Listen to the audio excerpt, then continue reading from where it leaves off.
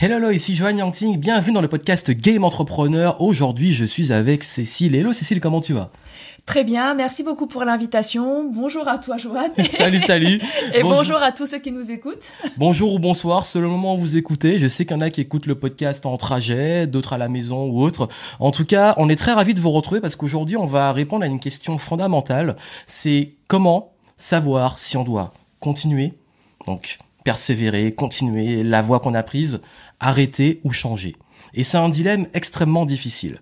Et vous avez été nombreux à avoir beaucoup de retours par rapport à ce sujet quand j'ai demandé sur les réseaux sociaux, que ça soit quand on est dans un projet, est-ce qu'on doit continuer, arrêter quand il est plus ambitieux que prévu, dans la carrière, la fameuse reconversion, je continue, j'arrête mon travail, et dans l'entrepreneuriat, alors là, oui, est-ce que mon offre, je dois continuer à essayer de la vendre, est-ce que c'est mon business de façon globale que je dois continuer à arrêter, je me laisse, etc. Bref, vaste sujet, et on va vous apporter un maximum de clarté parce qu'il est vrai que c'est un sujet qui est souvent, je trouve, mal abordé, même parfois en surface, parce que souvent les gens ils donnent pas le contexte et les situations, et nous on va partager vraiment des contextes et situations concrètes dans lesquelles on peut vivre ça.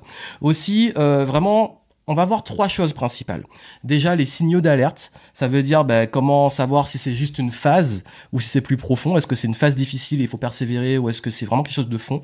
On va voir également les pires choses à faire et comment prendre les bonnes décisions dans les différents contextes. Donc éviter les pires décisions et prendre des bonnes décisions. Donc on va parler de reconversion, changement de carrière, burn-out, bore-out, l'ennui, l'engagement dans un projet qui est plus coûteux que prévu, qui prend plus de temps, est-ce qu'on revient en arrière, est-ce qu'on continue, est-ce qu'on arrête. Et également l'entrepreneuriat, la traversée du désert, on a également la baisse d'activité, l'épuisement ou la lassitude, est-ce qu'il faut pivoter ou pas. Et puis on va partager aussi des cas extrêmement pratiques pour que vous puissiez vous identifier et dire « Ah, si je vis ça, je prends une décision ». Bref, vous avez vu, c'est un beau sujet, mais on a envie d'aller droit au but avec vous et vous donner vraiment les petites pépites et vous aider vraiment à prendre les bonnes décisions parce qu'on sait que c'est dur, nous aussi on le vit. Donc déjà Cécile, je voulais un petit peu, avant qu'on commence et qu'on rentre dans le vif du sujet, c'est quoi ton actu en ce moment ? Est-ce que tu as prévu des choses intéressantes ? Tu voulais parler. Eh bien, j'organise un webinaire justement sur cette thématique-là, mais ne vous inquiétez pas, hein, il sera vraiment en complément de ce qu'on va dire aujourd'hui, parce qu'effectivement, comme tu l'as dit, c'est un vaste sujet. Ouais, très très vaste. C'est un sujet qui nous touche tous, que nous soyons salariés ou entrepreneurs finalement, et à différents moments et différents stades de notre projet professionnel. Donc moi, la webconférence que j'organise le 12 février, donc pour tous ceux qui l'écoutent ou qui regardent ce podcast à temps, évidemment, il va être vraiment plus focalisé sur l'orientation professionnelle. Donc, quand vous êtes salarié, vous vous posez la question de savoir si vous devez arrêter votre poste actuel, changer, etc. Et puis aussi, évidemment, pour les entrepreneurs, donc ceux qui débutent, parce qu'effectivement, au début, on se pose beaucoup cette question quand ça ne marche pas aussi bien qu'on voudrait. Et puis, même les entrepreneurs plus avancés, parce que on se pose toujours la question, même au bout de 3 ans, 5 ans, 10 ans d'entrepreneuriat. Oui, parce que on va en parler, l'entrepreneuriat, il y a des saisons, il y a des phases qu'on peut vivre, et on va parler aussi de comment déterminer si c'est une phase ou si c'est vraiment là la fin, où il faut carrément se réinventer ou arrêter peut-être. Mais en tout cas, oui, voilà. Donc, je rebondis par rapport à ce que Cécile a dit. Je t'ai coupé, désolé. Vraiment, oui, elle fait un webinar. Je vous mettrai le lien dans les notes du podcast, justement parce qu'en plus, Cécile, souvent, on est amené à collaborer. Les membres de l'Académie Game Entrepreneur la connaissent. Elle a déjà fait des accompagnements dedans. Parfois, elle intervient dans l'écosystème. Parfois, on fait des événements ensemble. Elle fait aussi ses propres événements, dont ce virtuel qui arrive. Et du coup, ça me tenait à cœur qu'on aborde le sujet à deux. Parce que c'est vrai que c'est avec les clients de l'Académie Game Entrepreneur, avec même nos événements et tout, c'est tellement revenu. Et puis là, c'est, on va dire, d'actualité. Parce que depuis qu'on a eu 2020, tout ce qui s'est passé, beaucoup de personnes se sont reconverties.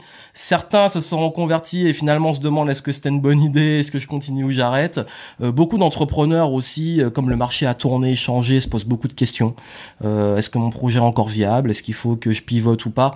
Donc c'est pour ça que ça me tenait à cœur qu'on fasse le sujet. Parce que de mon côté, niveau actualité, là, pour cette année, le gros du truc, c'est que j'ai envie qu'on avance avec ceux qui veulent avancer, et Cécile aussi.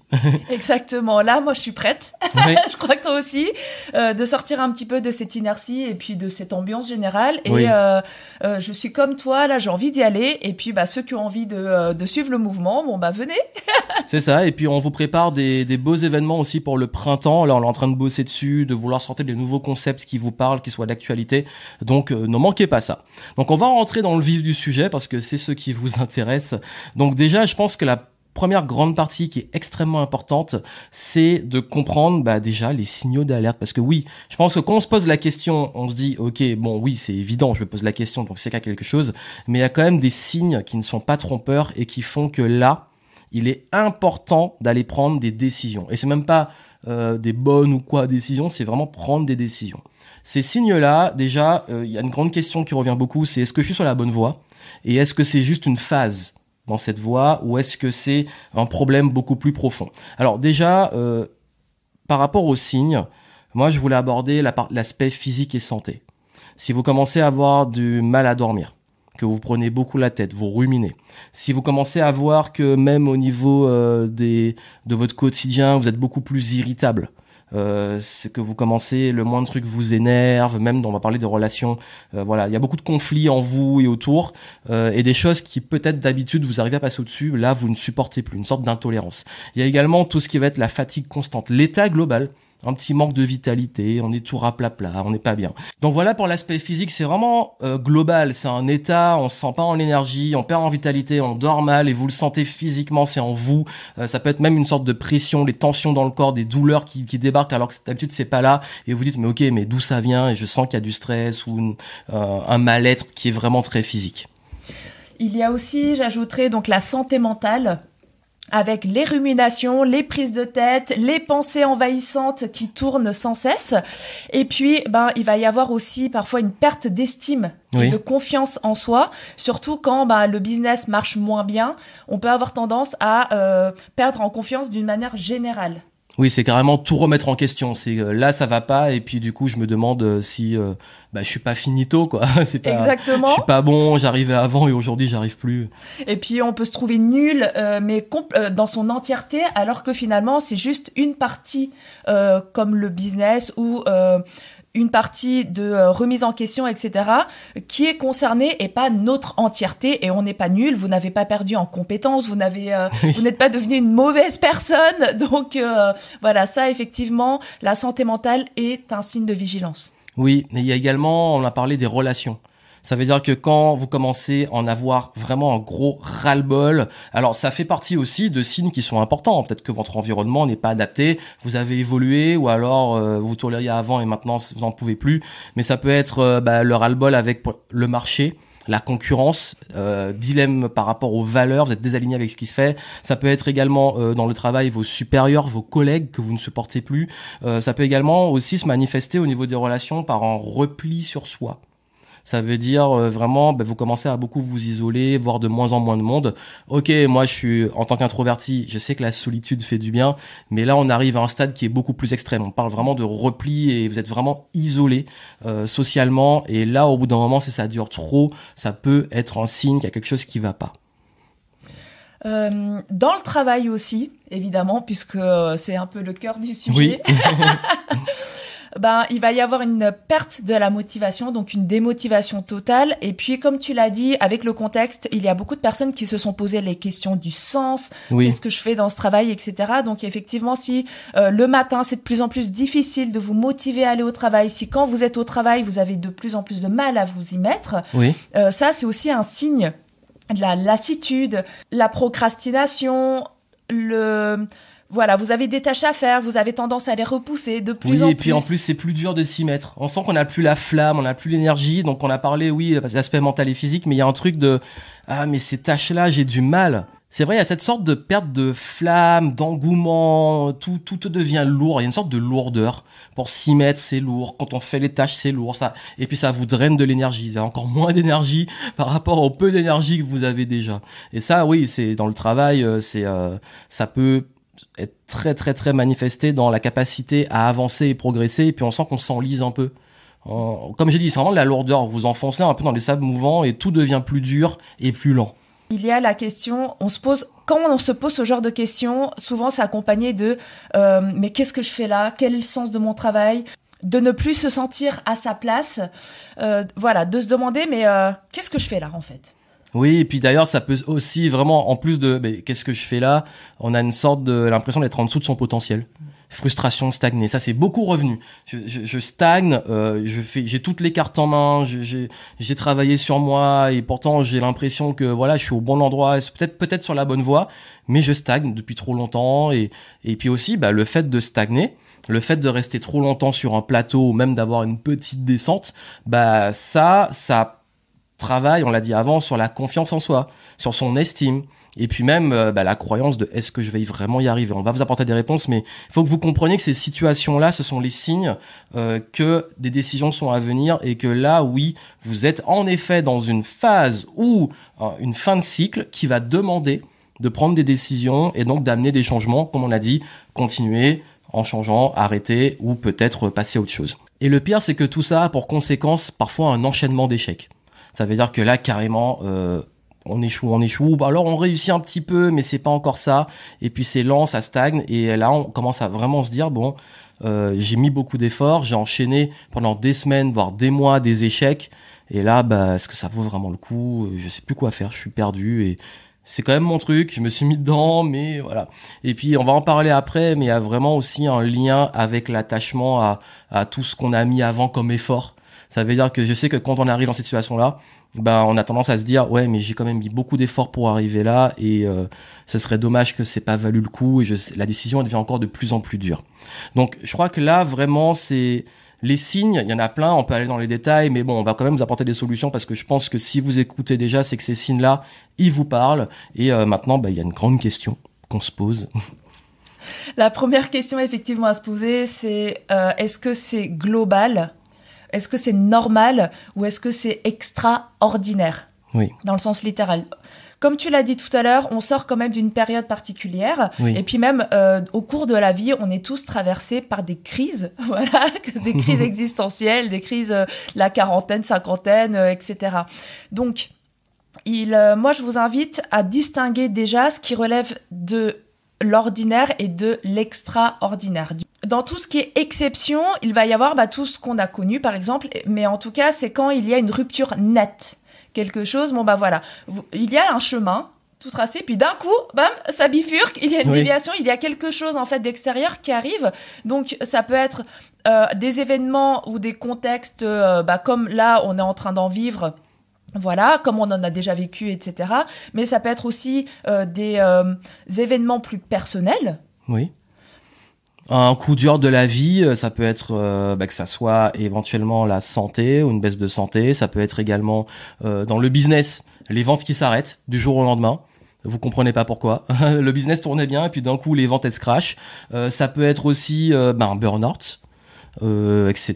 Donc ça peut être vraiment des gros freins en fait que vous prenez. Voilà. Et effectivement, la première question à vous poser, ça va être, est-ce que ça relève de l'extraordinaire? Est-ce que c'est ponctuel? Est-ce que c'est une exception? Ou est-ce que finalement, ça fait partie du cycle normal de la vie et du cycle normal d'un business aussi? Oui. Et puis aussi, on va aussi l'approfondir dans quelques instants. Est-ce que ça tient de quelque chose qui était déjà là, qui était déjà fragile? Et en fait, il y a l'extraordinaire qui a qui a révélé la faille ou le truc qui était déjà bancal. Par exemple, un business qui était pas très solide, s'il y a une crise qui arrive, ça peut amplifier les choses. Ou la santé, ça allait déjà pas très bien. Et puis même par exemple le burn-out, ça arrivait. Et puis là, il y a peut-être un conflit, un truc qui s'est passé et boum, le truc il a lâché. Donc là, on est dans l'extraordinaire, mais extraordinaire conséquence de choses d'avant. Donc ça, c'est important, on va le prendre en compte aussi. Et je crois que quand tu parlais de normal versus pas normal, extraordinaire versus normal dans un cycle, je crois qu'il est important que je vous parle quand même des saisons du business. Ça veut dire que dans l'entrepreneuriat, on a différentes phases, parce que moi j'ai beaucoup parlé de l'entrepreneuriat, parce que mon audience est majoritairement entrepreneur, et pour être honnête, j'ai jamais été salarié dans ma vie, donc je vais pas parler à votre place, mais il y a quand même dans le business différentes phases que je vous dis rapidement. C'est que quand on se lance, bah il y a toute cette phase d'amorçage. Ça veut dire de traverser le désert, oui, où bah il faut croire en son projet, il faut faire l'étude de marché, il faut aller chercher les premiers clients et créer l'offre en même temps et faire une cohérence. Il y a toute une phase qui est normale quand on lance un business, qui soit un peu creuse, un peu difficile.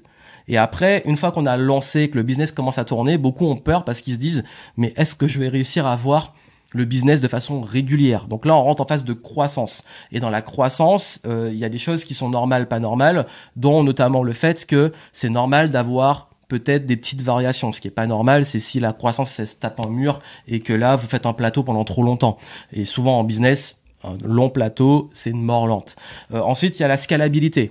Ok, j'ai réussi à avoir un peu de croissance de traction, mais là, je commence à m'épuiser parce que on arrive à une limite où on n'arrive plus, en fonction par rapport à son temps, par exemple, à passer à un autre niveau.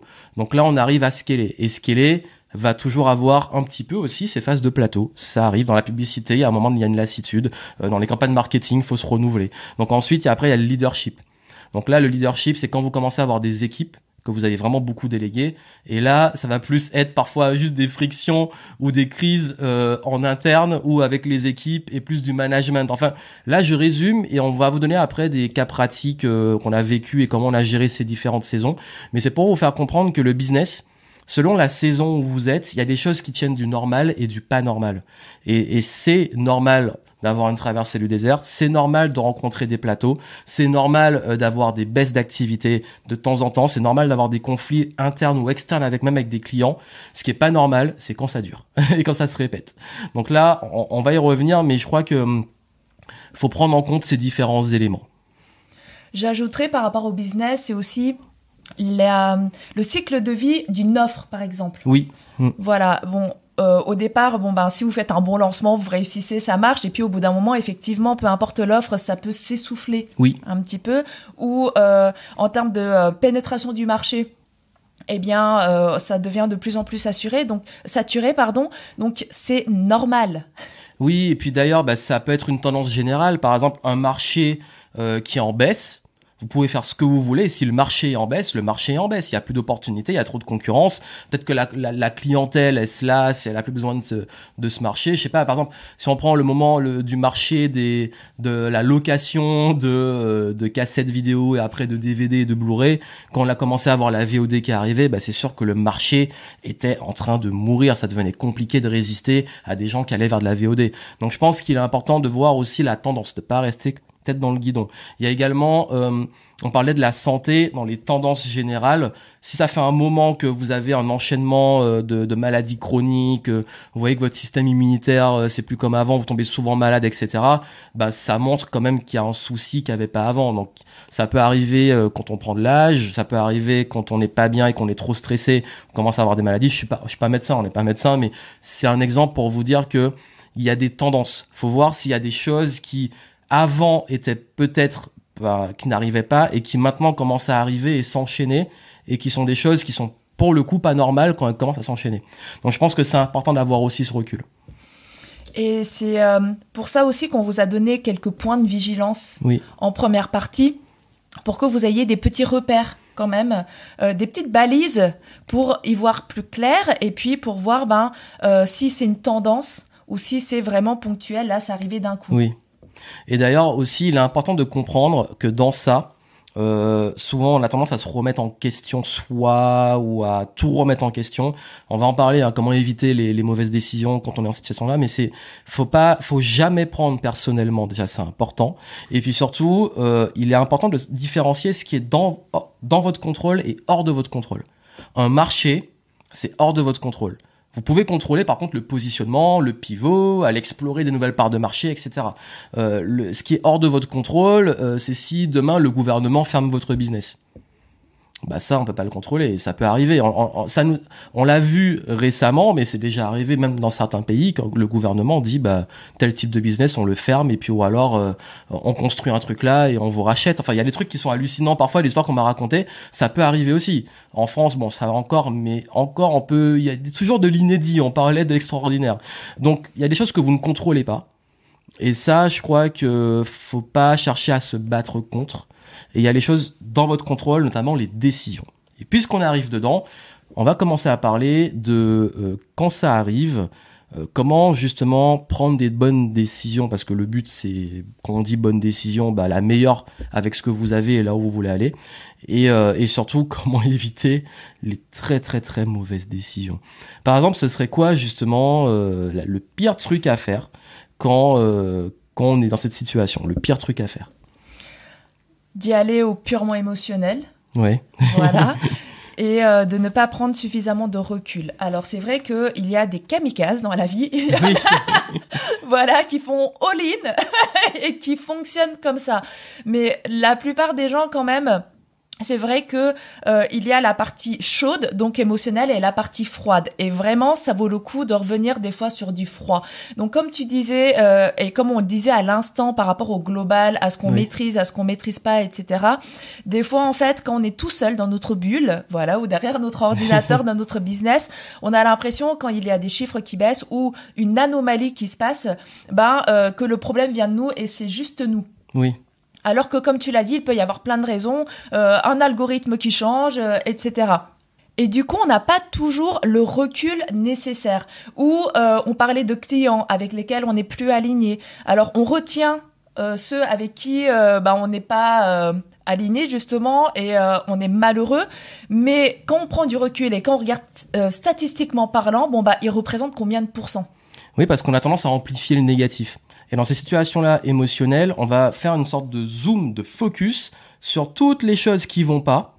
Mais en fait, si on prend du recul, on se rend compte, on va vous donner un petit peu l'importance de donner des indicateurs, ses propres indicateurs. Et quand on prend du recul, on se dit, mais attends, mais c'est une personne sur 100 ou c'est une situation sur 100. Mais quand on l'a vécu, ça a pris peut-être 80% de notre énergie. Bon, ça, c'est une loi, c'est normal, je vous rassure. Mais il est important de quand on est trop dans l'émotionnel, on a tendance à vouloir, par exemple, brûler les navires. Ça veut dire, on brûle tout, on arrive sur les terres, on brûle les navires et du coup, on n'a pas le choix que d'avancer et partir à la guerre. Ou alors, jeter le bébé avec l'eau du bain, on y va. C'est all-in, comme tu l'as dit, let's go. Et ça, c'est très, très, très dangereux parce que pour certains, ça marche. J'avoue, j'ai déjà fait ça, mais souvent avec le recul, je me suis dit que ça m'a mis dans les situations un peu parfois plus difficiles, qui m'ont obligé à rebondir, certes, mais il y a des fois où je me dis, les émotions ont des limites. Parce que là, on est purement dans l'émotionnel et on n'a pas cette vision rationnelle. L'exemple typique, et j'ai vu ça beaucoup dans le business, ça m'est arrivé de faire cette erreur-là, c'est qu'il y en a qui vont brûler plein de trucs, parce qu'ils en ont vraiment marre et ils remettent tout en question. Et en fait, ils se tirent une balle dans le pied parce qu'après, ils ont plus de CA et ils ont pas préparé leur renouveau. Certains arrivent à rebondir très vite. Il y en a, en fait, ils ont dit, j'en ai eu marre et comme une sorte de, j'ai tout brûlé, j'ai fermé mon offre, j'ai arrêté et après. Et il y a un moment, s'il y a des salariés à payer ou il y a des charges à payer, etc., faut rester un petit peu lucide. On peut le faire plus en douceur et puis à un moment qu'on a bien préparé, dire oui, là j'arrête. Donc c'est un exemple pour vous dire, décision très émotionnelle, soyez très très très vigilants parce que l'émotion elle détourne le focus et la perception des choses et parfois amplifie et les rendent plus graves qu'elles peuvent l'être réellement. Exactement.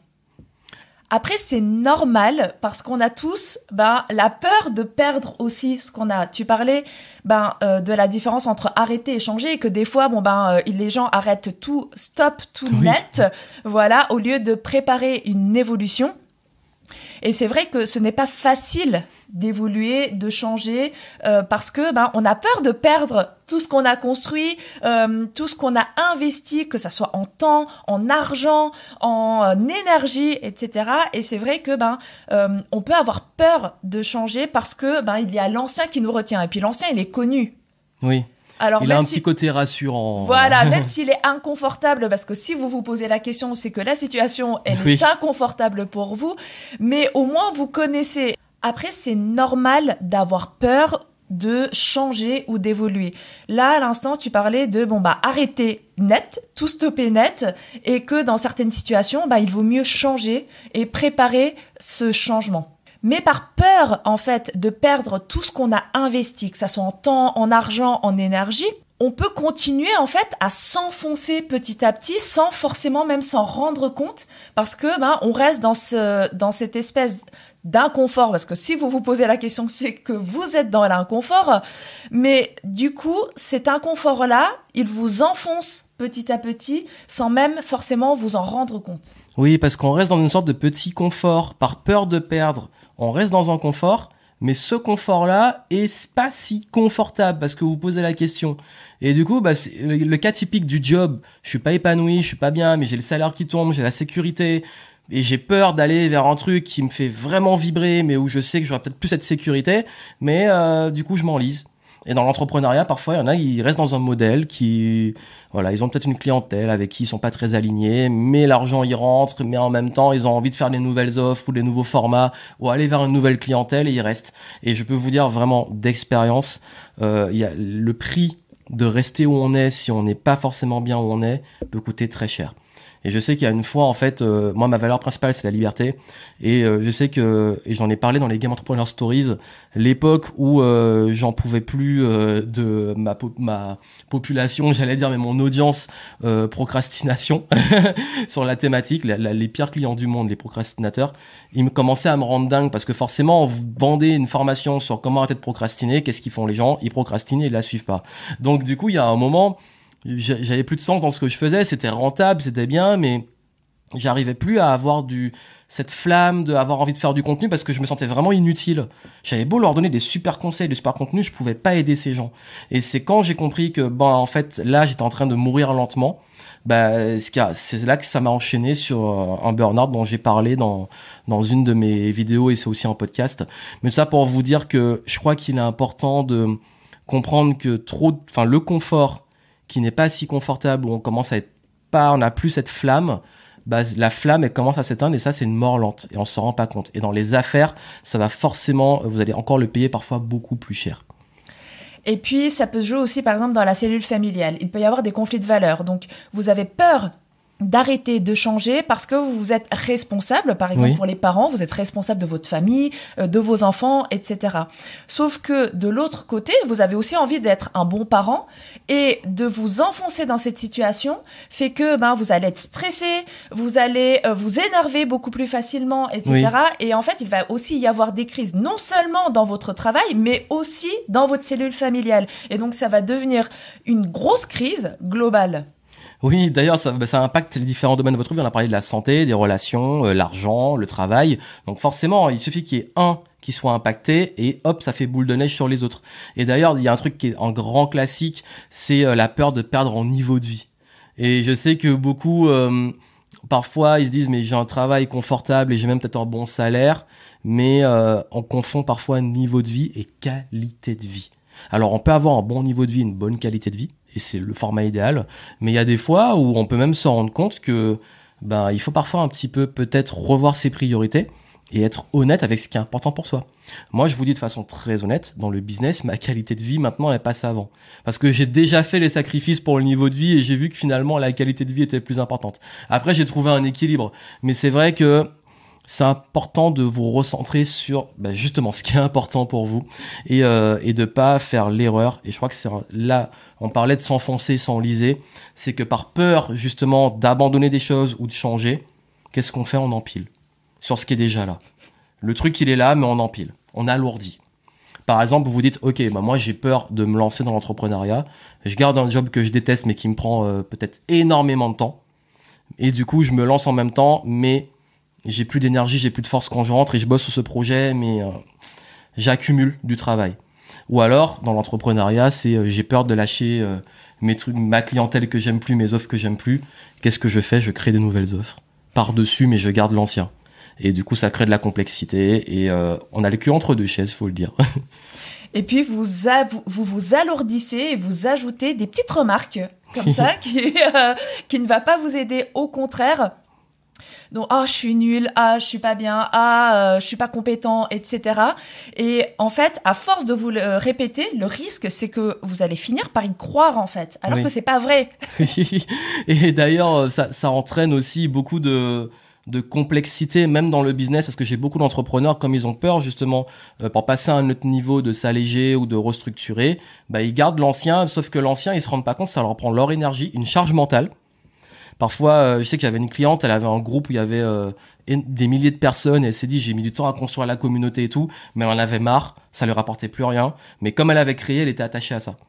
Et en fait, ça lui créait de la charge mentale. Parfois, elle se disait, mais en fait, je pense à ce groupe, je pense à ce truc, comme si, en fait, le truc, il est là, et tous les gens qui sont là, c'est comme si c'était présent dans sa tête.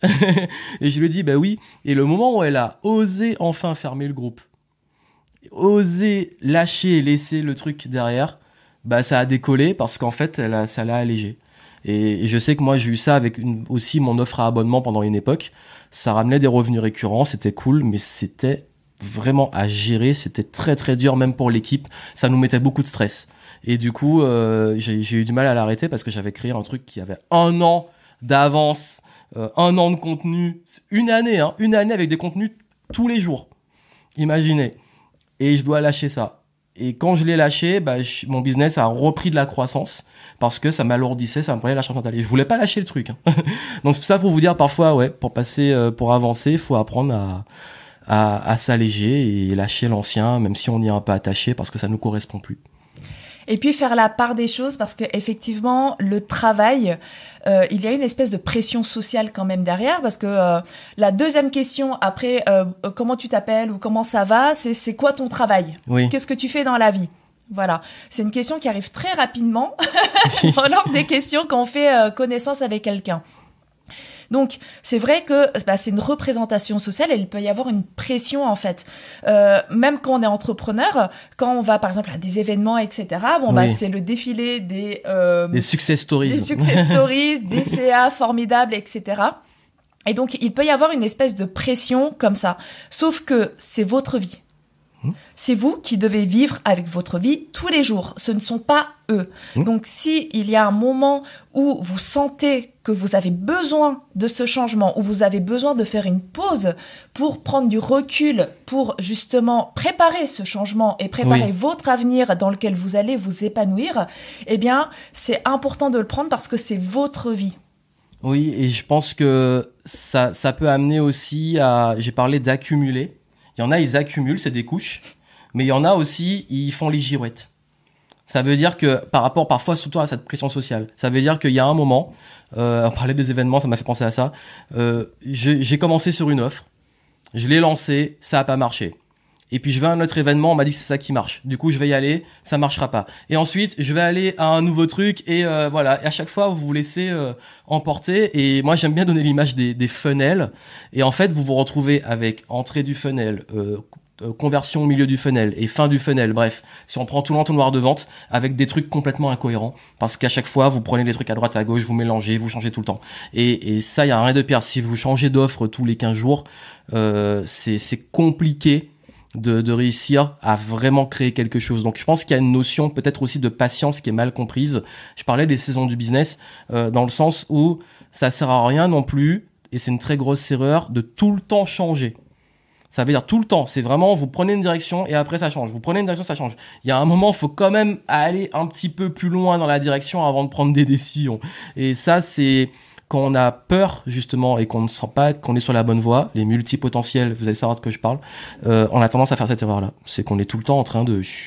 On va jamais au bout des choses en fait.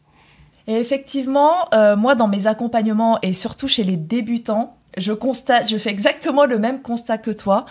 Et il faut apprendre à persévérer, surtout quand on débute, et à garder un cap. Comme tu l'as dit, ne pas faire la girouette, pas partir dans tous les sens, parce que surtout au début, en fait, vous n'avez pas forcément le recul nécessaire et ce qui ne marche pas et le pourquoi ça n'a pas fonctionné, c'est pas forcément l'offre. L'offre, ça se trouve, elle est géniale. Votre cible, elle est géniale. C'est juste peut-être la manière de communiquer, les canaux de communication, etc. Donc, il est important de bien faire la part des choses et de bien prendre du recul, comme on l'a dit, de revenir sur du froid, sur ce qui marche, sur ce qui ne marche pas. Et quand on parle de persévérance, évidemment, on se pose la question de l'obstination. À quel moment la persévérance devient obstination et entêtement? Oui. En fait, je crois qu'il y a un point pour répondre à ça. Je vais donner un exemple que tu as exactement dit. C'est que c'est surtout chez les débutants que je vois ça, mais certains avancés aussi. C'est d'être incapable de tenir une direction, mais aussi avec, par exemple, quelqu'un. Je vous explique. Parfois, si vous prenez, je sais pas, supposons que vous êtes accompagné par nous, on va vous donner une façon de faire, une direction. Et la meilleure façon de savoir si c'est vraiment bon pour vous, c'est d'aller au bout. Mais si au milieu du truc, vous prenez une totale influence externe, c'est déjà arrivé des clients, ils prennent une autre formation ou un truc, on leur dit complètement l'inverse de ce qu'on a dit, et du coup ils sont perdus et ils vont dans une autre direction. Mais le problème, c'est pas la direction, c'est la cohérence de toutes les étapes que vous avez mises dans une même direction qui fait la différence. Et la différence entre persévérer et s'obstiner, elle vient de là. Persévérer, c'est aller dans une direction, déjà avec une cohérence. Ça veut dire, je sais pourquoi j'y vais, je sais quelles étapes je mets en place. Et souvent, cette cohérence vient soit de vous, vous créez cette cohérence par vous-même, soit d'avoir aussi des feedbacks, un suivi, mais qui soit cohérent avec qui vous êtes et votre direction. Et pas de mélanger tous les feedbacks. Si tout le monde fait des trucs différents, vous allez vraiment péter un câble. Donc il y a cette notion de persévérance dans une même direction, avec les mêmes influences pour aller jusqu'au bout. L'obstination, c'est je fais la même chose, je fais la même chose, je fais la même chose, je fais la même chose, et j'écoute pas, mais je suis obsédé, je fais la même chose, et je tape sur le mur, et je continue, mais le truc qu'il n'y a pas, c'est le recul et les feedbacks. L'obstination, c'est que vous prenez jamais le temps de prendre du recul sur ce que vous avez fait, sur est-ce que c'est cohérent, et prendre aussi des feedbacks, vos auto-feedbacks, et des feedbacks expérimentés. Et l'obstination, c'est que vous prenez une direction sans jamais vous corriger, en fait. En parlant d'obstination, il y en a donc qui s'obstinent, et donc là je ne parle pas de persévérance, mais je parle de s'obstiner dans quelque chose parce qu'ils ont aussi peur de faire des choix. Oui. Ou pensent que faire des choix, c'est renoncer. Tu parlais des multipotentiels, là on est en plein dedans. Voilà, moi j'ai eu beaucoup de multipotentiels en face de moi. Ils disaient je veux pas faire de choix parce que ah non mais ça je veux pas lâcher, parce qu'ils pensent que choisir c'est renoncer, alors que choisir c'est avancer. Pourquoi je dis ça ? Parce que il y a des moments, en fait, on peut pas tout faire en même temps. On peut pas se focaliser sur tout en même temps et ce n'est pas productif. Et il y a, des choix à faire et on peut se dire, ok, un instant T, je fais ça. Un instant T plus un, je ferai quelque chose d'autre, etc. Mais au moins, j'essaye. Et quand je décide d'essayer, je persévère et j'y vais. Voilà, et ne vous inquiétez pas, vous allez pouvoir faire les différentes choses que vous avez envie de faire. Mais ne restez pas dans un statu quo parce que vous vous dites que choisir, c'est renoncer. Non, choisir, c'est avancer. Très belle punchline, je valide à 100%. En fait, j'avais dit ça lors d'une conférence, j'avais dit la pire décision, c'est de ne pas prendre de décision. Ça, c'est le pire truc. Vous ne choisissez pas et du coup vous faites tout et en même temps tout c'est rien. Et j'aime bien dire aux multipotentiels, choisir c'est renoncer pour le moment. Et c'est pour ça qu'on avance. C'est que je mets ça de côté, c'est pas ma priorité et peut-être qu'après ça viendra. Donc en fait c'est une question de timing et ça demande justement une forme de patience. Donc là, on a abordé un petit peu ces différents points qui sont importants et je voulais qu'on vous donne quand même des cas pratiques. Ça veut dire, parce que je sais que là, c'est important qu'on vous le dise avant, mais là, si on peut vous donner des cas vraiment très pratiques et très concrets, c'est déjà, je pense, la majorité vraiment des personnes qui sont aujourd'hui salariés qui me suivent, c'est qu'ils ont envie de devenir entrepreneurs. Cécile, je vais donner la parole. Toi, en cas pratique, quitter mon job et devenir entrepreneur, qu'est-ce que tu dirais ? Parce que moi, j'ai jamais été salarié, donc je peux pas le dire. Alors, tout le monde ne sait pas, mais j'ai une première vie où j'étais professeure. Et effectivement, il y a un moment, j'ai fait le grand saut. Je suis passée de l'éducation nationale à une activité lucrative. Ouh, voilà. Effectivement, c'est difficile parce qu'il y a un confort, il y a plein de questions, il y a la pression sociale, il y a plein de choses qu'on a déjà évoquées. Oui. Maintenant, moi, je vais vous dire qu'est-ce qui a motivé mon choix et comment j'ai pris ma décision.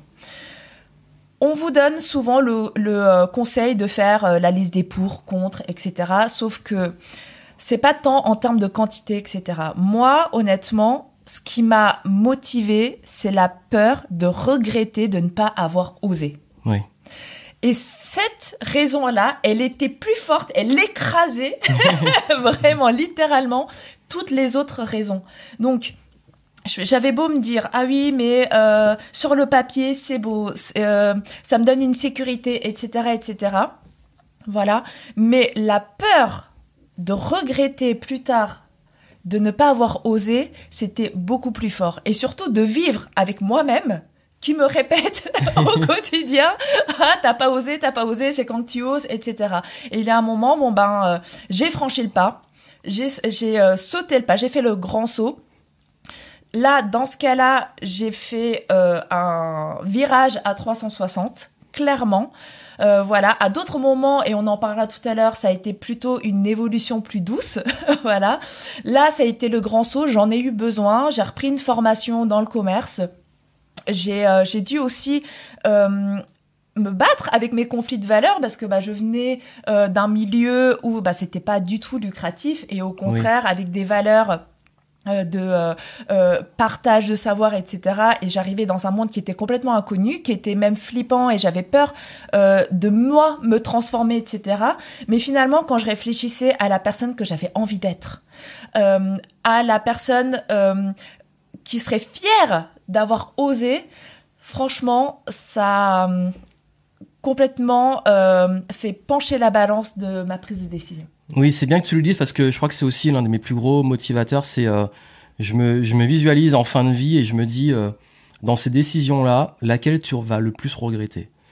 Est-ce que tu vas... Alors moi, j'ai pas pu quitter un job, mais j'ai fait le choix de passer d'étudiant à entrepreneur et je sais que au moment où je me suis lancé, en fait, ce qui m'a vraiment motivé à me lancer, c'est que je me suis dit, si je peux le faire, c'est maintenant.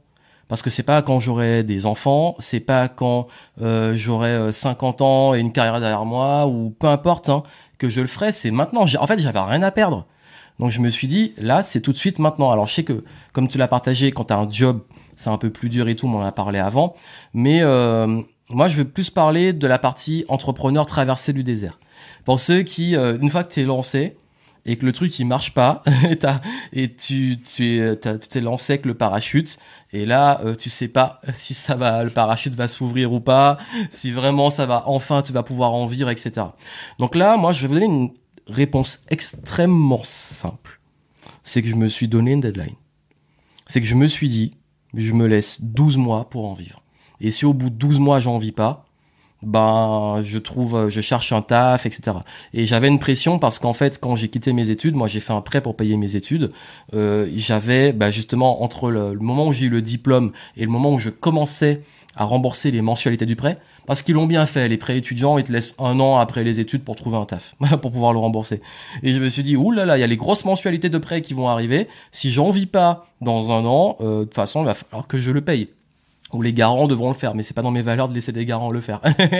Donc, ce qui fait que je me suis dit, bon, j'ai 12 mois pour le faire. Donc, traverser du désert ou pas, j'avais une deadline. Et c'est vrai que la deadline, je me donne tant de temps pour y arriver, elle aide. Alors, forcément, on peut se dire, mais quand une fois que ce temps est grillé, est-ce que tu continues ou pas? Chaque cas est particulier, on parlera des indicateurs après. Mais moi, en fait, je sais que la traversée du désert, ce qui m'a maintenu et qui m'a dit ne lâche pas malgré que ton premier lancement est foiré, le deuxième a foiré et que c'est le troisième qui a fonctionné, c'est que je crois qu'au fond de moi, c'est viscéral, c'est que je me suis pas laissé d'option en fait. Mais j'aimerais vous donner un truc magique, mais c'est que je crois qu'au fond de moi vraiment, j'ai pas fait d'impasse. C'était ça ou rien en fait. Je voulais vraiment en vivre et je me suis dit de toute façon j'ai 1 an pour tout essayer, donc j'y vais à fond. Et au bout d'1 an, j'aurais vraiment fait le maximum. Donc, j'ai pas eu le temps d'arriver au bout d'1 an, mais je peux vous dire que c'est au fond de soi, on sent qu'il y a un truc qui nous appelle et on y va. Et aujourd'hui, franchement, avec le recul, j'ai 0 regret.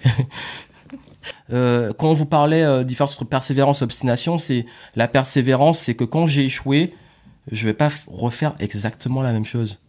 C'est que je vais le refaire, mais avec les leçons, différemment, en étant mieux formé, mieux préparé, en peut-être changeant des petits points. Alors forcément, soit je me suis formé, je me suis auto-éduqué pour mieux faire, soit je prends quelqu'un à l'extérieur qui a l'expérience et qui va m'expliquer qu'est-ce que je fais mal.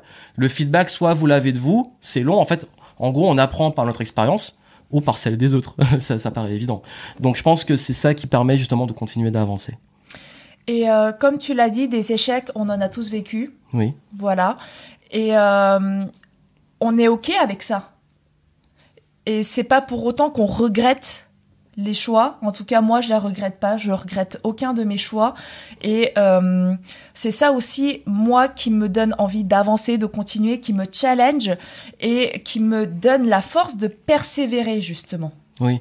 D'ailleurs, pour tous ceux qui vivent la succession de petits échecs ou d'échecs, comment on gère ?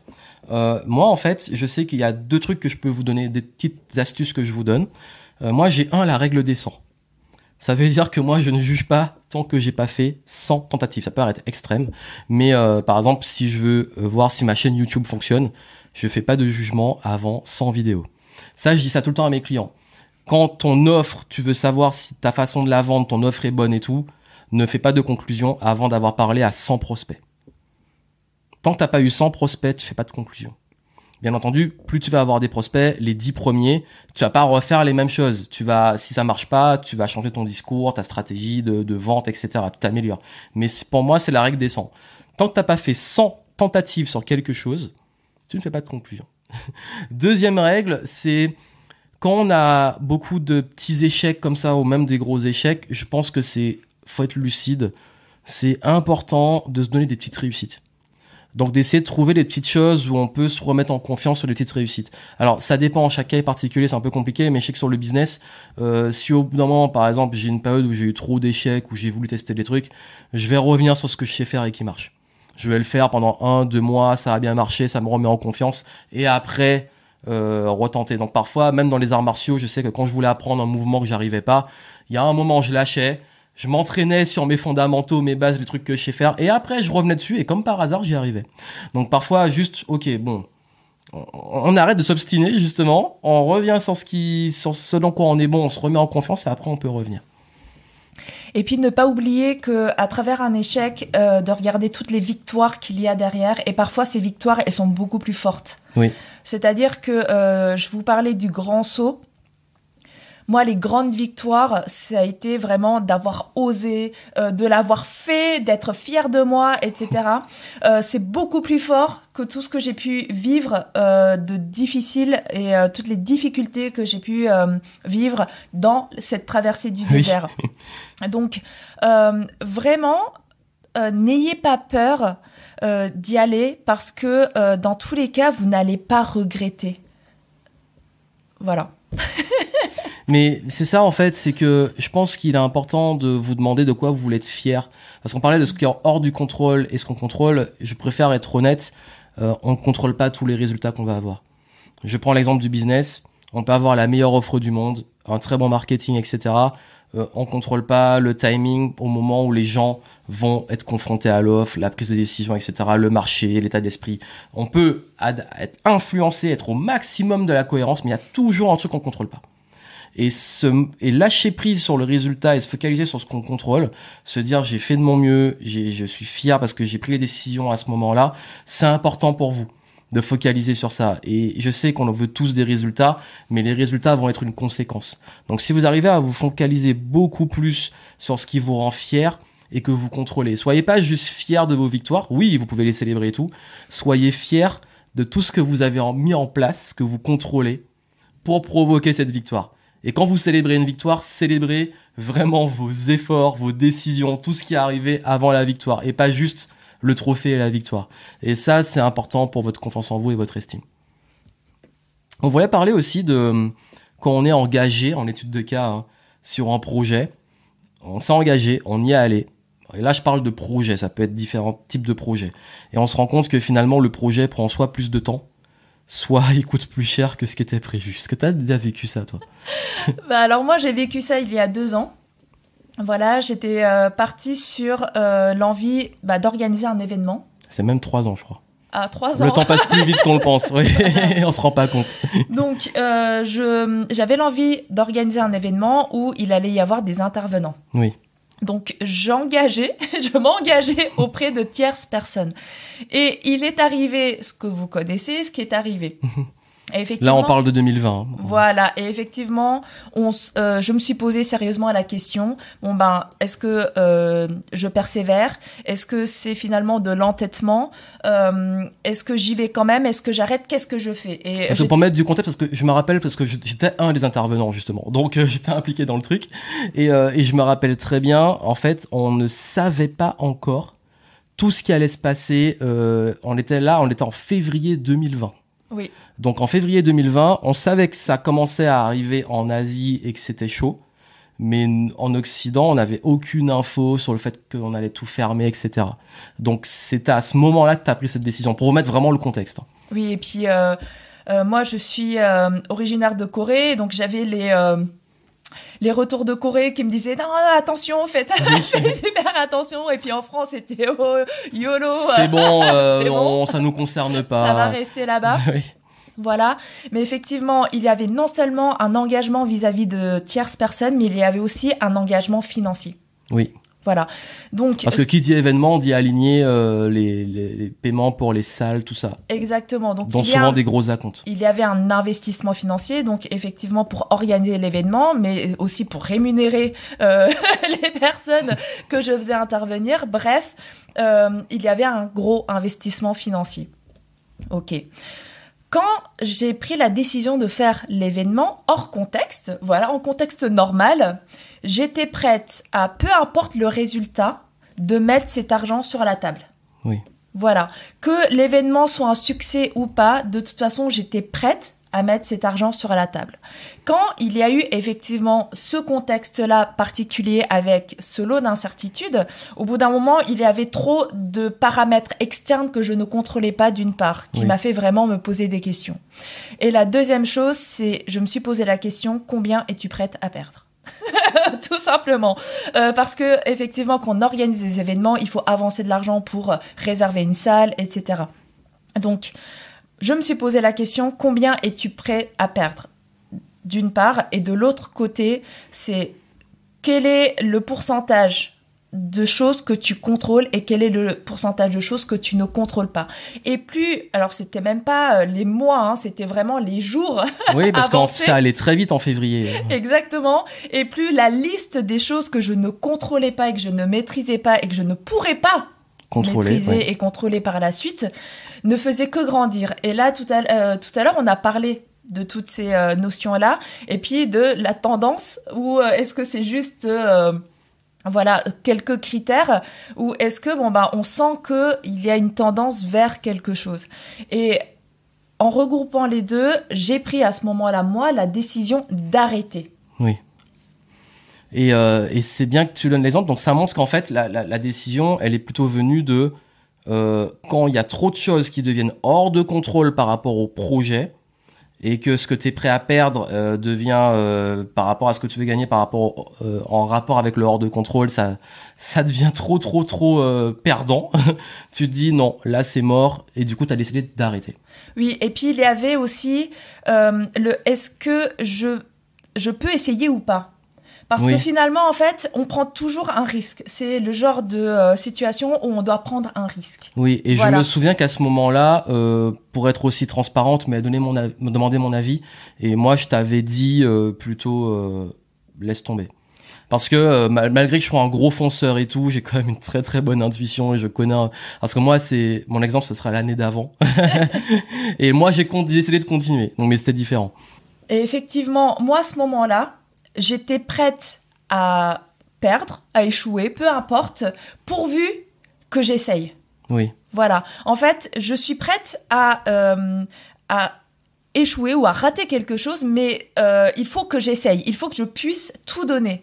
Par contre, là, j'arrivais à une situation où, en fait, je me rendais compte que je pourrais même pas essayer. Tu pourrais pas essayer. En plus, tu serais frustré d'avoir des trucs tellement hors de contrôle que ça vaut plus que tu te bats contre du vent en fait. Tu te bats contre les trucs plus forts que toi. Donc il y a un moment.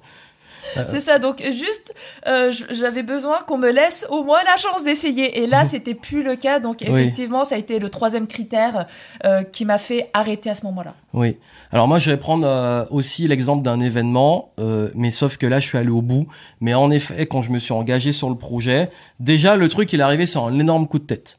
Il est arrivé en automne 2018.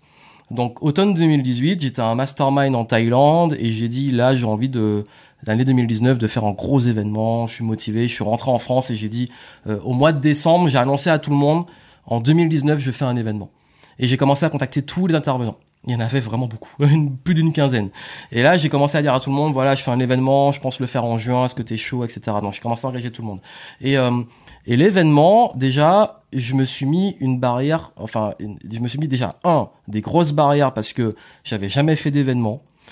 À ce moment-là, j'étais prêt à aligner l'argent, mais j'avais pas une garantie que j'allais avoir un retour sur investissement direct sur l'événement.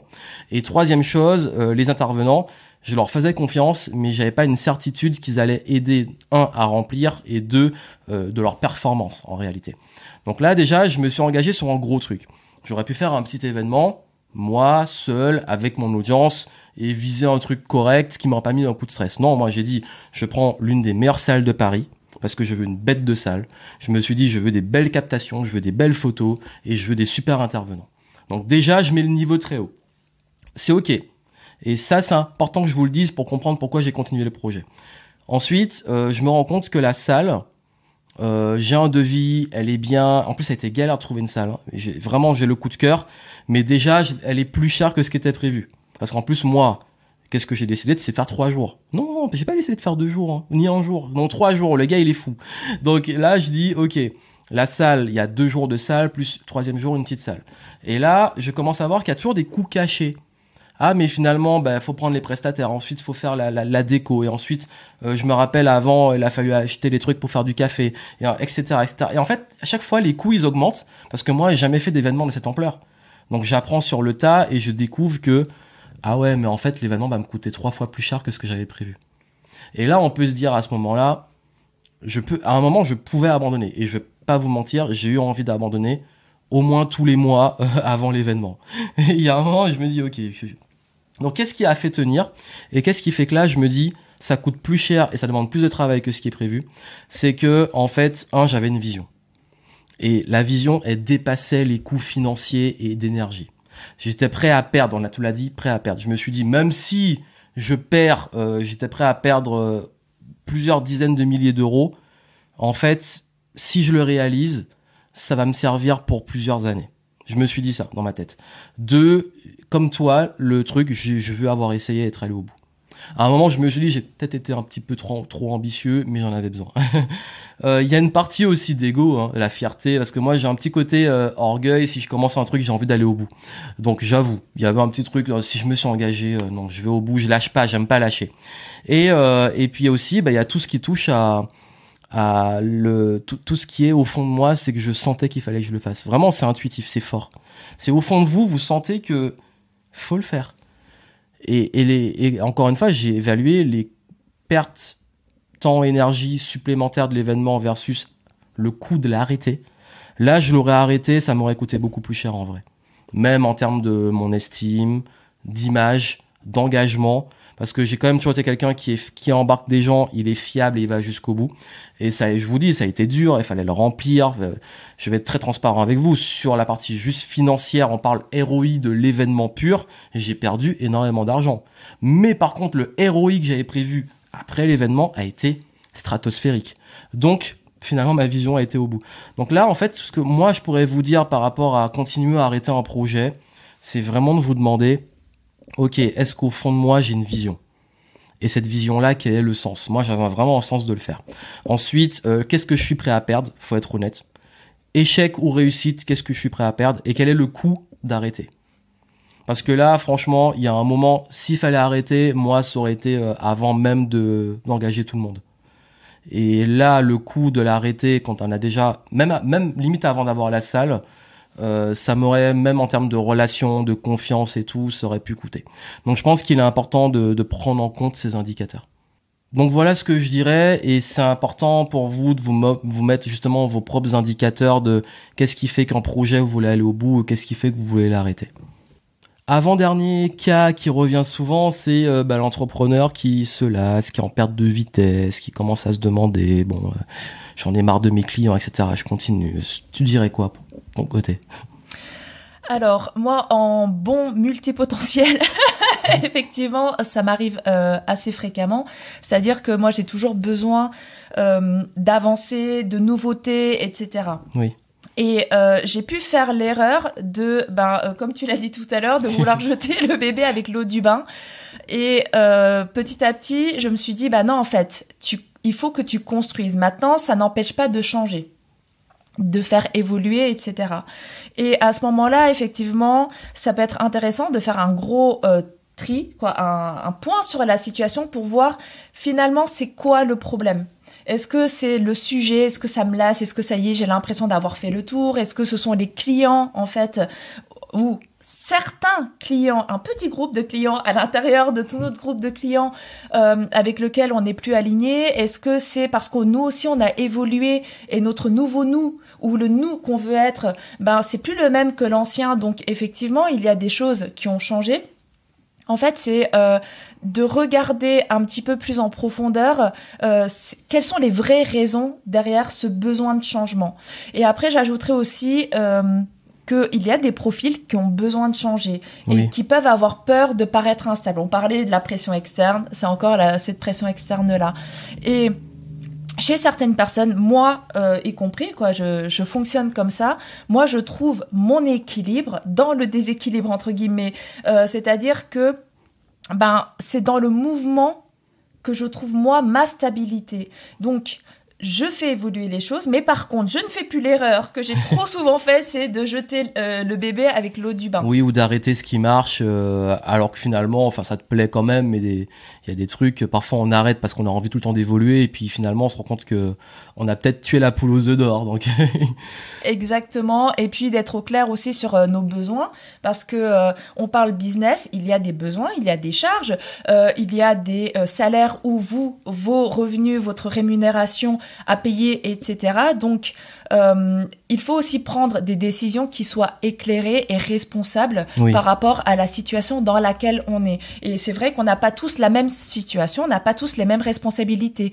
Il y a des personnes qui ont des salariés, il y a des personnes qui sont parents, il y a des personnes qui sont seules, qui ont 20 ans et qui n'ont rien à perdre, comme tu l'as dit tout à l'heure. Et effectivement, chaque situation est unique. Donc, n'essayez pas de modéliser à 100% le parcours de quelqu'un d'autre. C'est ça, chaque cas est particulier, il est important d'éviter de se comparer, se dire, par exemple, je sais que quand on est en perte de vitesse ou en perte de sens, on se dit, tiens, un concurrent, il fait ça, ça me plaît, je vais copier, et puis finalement, ça marche pas pour vous. Et moi, je dis souvent ça en business, c'est vraiment l'une de mes valeurs principales, c'est faites toujours quelque chose qui vous correspond. Et oui, on peut explorer, se planter, voir, essayer des choses, mais à chaque fois, même moi, les moments où je me suis lassé, où j'étais en perte de vitesse, je me suis rendu compte que souvent, c'était que soit j'étais monté en niveau et j'étais plus à ma place, parce que forcément, quand on monte en compétence, il y a des tâches qu'on a marre de faire, on a plus envie de passer du temps sur ce qu'on aime faire. Mais à l'opposé, il y a l'erreur qui a été parfois de trop déléguer et de plus passer du temps sur ce qui me faisait vraiment vibrer. Et du coup, je passais plus de temps à faire des trucs de management, des trucs qui n'étaient pas forcément ce qui me plaisait. Donc je pense que revenir aux sources et comprendre vraiment ce qui vous anime, là où est votre place et qui peut être amené à évoluer, c'est important, tout en gardant la lucidité des enjeux financiers, de vos priorités, etc. Et il y a un des cas qui est extrêmement fort, et on va finir dessus, sur les décisions, c'est quand l'activité est en baisse. Ça veut dire que là, ok, je suis en perte de vitesse, c'est une chose, mais là, par contre, le business commence à avoir une perte de CA, même de rentabilité. Donc là, il est important de se demander, souvent on se demande, est-ce que c'est mon offre qui est plus viable? On a parlé, toute offre a un cycle de vie. Il y a également, ça peut être regarder les chiffres, comprendre vraiment de façon concrète d'où vient le problème. Est-ce que vous avez une source d'acquisition qui aujourd'hui est morte parce qu'on a changé un algorithme, par exemple, ou ça m'est déjà arrivé. Franchement, je vous dis, ça c'est un truc que tous ceux qui font du business sur le web connaissent. C'est les ventes s'arrêtent, je comprends pas pourquoi, et je vais regarder et en fait le site, le bouton de paiement marche plus. C'est rare, mais ça arrive. Ça peut être un problème technique, ça peut être un problème aussi parfois, vous avez atteint un plateau de saturation d'une publicité. Donc il est important je crois que quand l'activité est en baisse, pour prendre des bonnes décisions, continuer à arrêter, changer, déjà être lucide sur vos chiffres. Ça veut dire d'où vient la baisse de chiffres. Est-ce que c'est une baisse de conversion des ventes? Est-ce que c'est une baisse d'acquisition, de trafic? Est-ce que c'est une baisse dans l'acquisition des gens qui deviennent prospects? Est-ce que c'est une baisse dans la force de vente? Ça veut dire on close plus comme avant. Est-ce que c'est une baisse peut-être dans les clients, ils restent plus aussi longtemps parce que ils partent dans la nature après? Est-ce que c'est une baisse qui est liée au marché? Donc essayez de comprendre à quel niveau de votre funnel il y a un problème et surtout de prendre des décisions avec des chiffres parce que dans le business, parfois on prend des décisions qui sont très émotionnelles, mais qui sont pas réalistes par rapport à la situation réelle de votre business. Et parfois, il est important de rentrer dedans. Si c'est quelque chose qui vous intéresse, vous voulez qu'on en discute dans le descriptif, vous avez un diagnostic, ça vous aidera un petit peu à avoir un recul sur votre business et qu'est-ce qui peut aujourd'hui le bloquer de façon concrète. Donc, est-ce que toi, tu voulais rajouter quelque chose par rapport à tout ça? Pour conclure, n'arrêtez pas tant que vous n'avez pas réellement essayé. Et donc, quand vous essayez que ça ne marche pas, de prendre du recul pour voir qu'est-ce qui ne marche pas finalement. Et des fois, c'est un petit détail, comme tu dis, un petit bouton, un lien qui est rompu. Ça peut être des choses qui sont externes, un algorithme qui a changé, etc. Donc, mais comme tu l'as dit, tu as donné la règle des 100 et il vous a donné une très bonne astuce. Oui.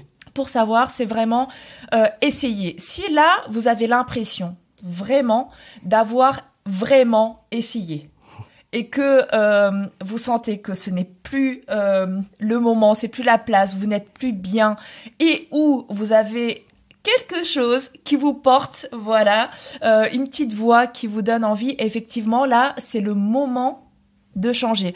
Maintenant, pour changer, vous pouvez le préparer. Vous n'êtes pas obligé de faire d'aller dans l'émotionnel et on brûle tout et hop. Voilà, au revoir, président. Voilà, de poser votre démission maintenant. Vous pouvez le préparer, l'anticiper, mettre en place une stratégie pour que ça soit et sécurisant d'une part, mais et excitant aussi de l'autre part et que vous ayez une part de challenge.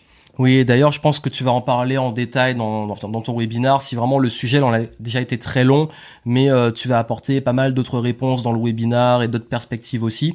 Donc, vous mettrez le lien en descriptif. Et je crois que il y a quelque chose que je voulais rajouter qui est très très très important, c'est de pas rester seul. C'est que je crois que moi, je sais que pendant le business, on peut se poser des questions par rapport à des problèmes qui nous bloquent pendant des et des mois, voire des années. Et qu'on peut avoir une personne, ça peut être dans un événement, un mastermind, un échange, même informel ou autre, ou même dans un consulting, peu importe, un recul qui, hop, ah mais oui, déclic. Et puis parfois c'est parce qu'on n'a pas on a la tête dans le guidon, et même moi le premier aussi. Et c'est vrai que il y a des fois où quand on bute sur un truc, on ne réalise pas, et ça que vous réalisez pas, c'est que les problèmes que vous avez aujourd'hui, il y a plein de gens dehors, là dans le monde, qui les ont déjà résolus ou même résolus plusieurs fois. On vous a partagé des cas pratiques. Moi, le fait d'avoir lancé des offres et d'en avoir foiré et d'en avoir réussi, j'ai rencontré ce problème plein de fois. Le fait d'avoir une baisse d'activité et de la redresser, de relancer le business, je l'ai vécu plein de fois. Le fait d'avoir un marché qui tourne, un algorithme qui change, je l'ai vécu plein de fois. Donc aujourd'hui, je sais comment le gérer, mais je sais aussi comment aider les gens sur ça. De même que quelqu'un qui s'est peut-être qu'il y a une ou deux reconversions dans sa vie, il peut aider quelqu'un parce qu'il a déjà fait. Quelqu'un qui a atteint un certain palier de CA et de rentabilité, il a déjà résolu et passé des caps. Donc, il peut vous aider. Donc, n'oubliez pas que on a toujours, et je sais qu'à chaque fois, les gens le disent, mais non, mais mon problème, il est particulier. Tu vois, moi, dans mon cas spécifique et tout. Ça, c'est un mindset qui vous enferme à chaque fois. Non, il y a forcément quelqu'un, quelque part, et même plusieurs personnes qui ont déjà eu le problème que vous vivez et qui le comprennent et qui l'ont déjà résolu. Et puis, ils vont vous aider à sortir, comme tu l'as dit, la tête du guidon et de sortir de l'émotionnel. C'est-à-dire que lui, vu qu'il n'a pas d'engagement émotionnel, il va pouvoir regarder d'une manière beaucoup plus objective certaines données, voilà, pour vous aider à prendre des décisions éclairées et les meilleures décisions pour vous. C'est pour ça d'ailleurs que là, il y a une limite parfois avec l'entourage proche. C'est pas qu'ils sont pas compétents ou qu'ils ont pas des bons conseils, c'est juste que parfois avec l'affect, l'émotionnel, eux-mêmes sont un peu n'arrivent pas à avoir ce recul très froid. Parfois c'est bien. D'ailleurs, je sais que Il y a des gens qui sont plus à l'aise, je donne un exemple comme ça, mais c'est important, qui sont plus à l'aise parfois de parler avec des psychologues de leurs problèmes parce que le psychologue est complètement détaché et hors du cadre. Et parce que justement, il serait pas à l'aise avec quelqu'un avec qui il y a de l'affect. C'est un exemple que je vous donne, mais c'est vrai. Quelqu'un qui est plus froid avec vous et tout, moi je sais que par exemple en business, c'est plus facile pour moi de donner des conseils à mes clients qu'à des proches. Parfois j'ai beaucoup du mal avec les proches parce que justement il y a de l'affect et c'est pas pareil. Mais je crois que cette notion de pas rester seul, elle est très très très importante et que rester isolé, c'est aussi une forme de mort lente parce que vous n'avez pas de recul même sur vous-même et vous restez à ruminer les mêmes questions. Et parfois, hop, ça peut venir, une réponse peut vous débloquer et c'est important. D'ailleurs, je vais vous dire honnêtement, la majorité de mes clients ne viennent pas pour... Il y en a pour augmenter le CA, tout ça. Mais vraiment, je vous dis, la majorité de mes clients, c'est se restructurer, retrouver de la qualité de vie, se décharger mentalement et surtout, se réaligner dans leur business. Ça veut dire qu'il y a de la croissance ou que ça stabilise ou ça tourne, mais qu'ils retrouvent cette qualité de vie, d'esprit à leur place et que ça reparte. Et ça repart parce que naturellement, ils sont au bon endroit. Donc comme quoi, on a beau penser que le business, c'est que de la croissance, mais il y a aussi tous ces éléments-là dont on a parlé qui sont ultra importants. Et n'oubliez pas de faire la part des choses à l'intérieur de vous et de vos identités. Voilà, de bien les respecter et que quand, par exemple, le CA baisse un peu, eh bien, ça fait pas de vous un mauvais père, une mauvaise mère, un mauvais ami, une mauvaise personne, un mauvais professionnel même, et même un bon businessman, parce que là, en l'occurrence, vous allez apprendre de vos leçons et vous allez progresser et gagner en expérience, parce que comme tu l'as dit, c'est aussi à travers des échecs, des failles, etc. Les différentes saisons, on apprend. Exactement. On apprend que l'hiver, faut préparer et se couvrir, faire des réserves, voilà, on l'apprend. C'est ça, c'est exactement ça. Et donc, distinguez bien tout ça, que ça soit dans vos besoins, mais aussi vous, et respectez ces identités-là. Oui, donc du coup, pour finir, inscrivez-vous pour le webinaire de Cécile. Elle a parlé d'ailleurs d'identité, vous allez voir, elle va parler des différentes identités, je vous laisserai découvrir. Et moi, le conseil que je vous donnerais qui est très important, c'est de créer vos propres systèmes de prise de décision. Je sais que le mien est beaucoup basé sur cette notion dont j'ai partagé avec vous de le fond, l'intuition, l'envie, savoir que j'ai une vision et que je vais aller au bout. La notion d'apprentissage, est-ce que je vais apprendre vraiment? Est-ce que ça va m'apporter des choses? Et ça c'est extrêmement important, je vais toujours avoir cette notion de fierté sur le long terme, de dire est-ce que vraiment c'est ce qu'il fallait que je fasse, parce que ça me rend fier et ça me rend accompli, et ça je le contrôle vraiment au-delà des résultats. Et du coup j'ai créé un système de prise de décision selon les contextes, les différentes situations, pour parfois aussi avoir du recul, parce que l'émotionnel, je sais aussi qu'il peut nous détourner de la perception réelle des faits, et il faut toujours avoir les deux perspectives. Du coup, on vous remercie d'être arrivés, pour ceux qui sont arrivés jusqu'au bout de ce format long. Et comme je vous ai dit, si le sujet vous parle, vous voulez aller plus loin avec Cécile, inscrivez-vous pour son webinar. Vous aurez le lien en descriptif dans les notes du podcast. Et puis, on sera ravis de vous faire des futurs formats. On a fait d'autres épisodes, on a parlé des HP, des multipotentiels. Si vous voulez continuer avec nous, je vous les mettrai en descriptif. Et j'ai à cœur qu'on puisse continuer de temps en temps à vous faire des petits formats comme ça pour vous aider et continuer à avancer. Merci beaucoup Johan, merci beaucoup à vous tous qui nous écoutez ou nous regardez. Merci pour votre soutien aussi, et puis effectivement si vous avez des questions, n'hésitez pas à les poser dans le chat ou en commentaire, et puis on essaiera d'y répondre de la meilleure des manières. Avec plaisir. Allez, portez-vous bien, plein de succès à vous. Laissez un petit like si vous nous voyez sur YouTube, et si vous avez écouté en format audio, laissez des petites reviews, ça fait plaisir. Les petites étoiles, ça aide à référencer, c'est important. Donc on espère que tout ça pourra vous aider. Plein de succès à vous. À très bientôt.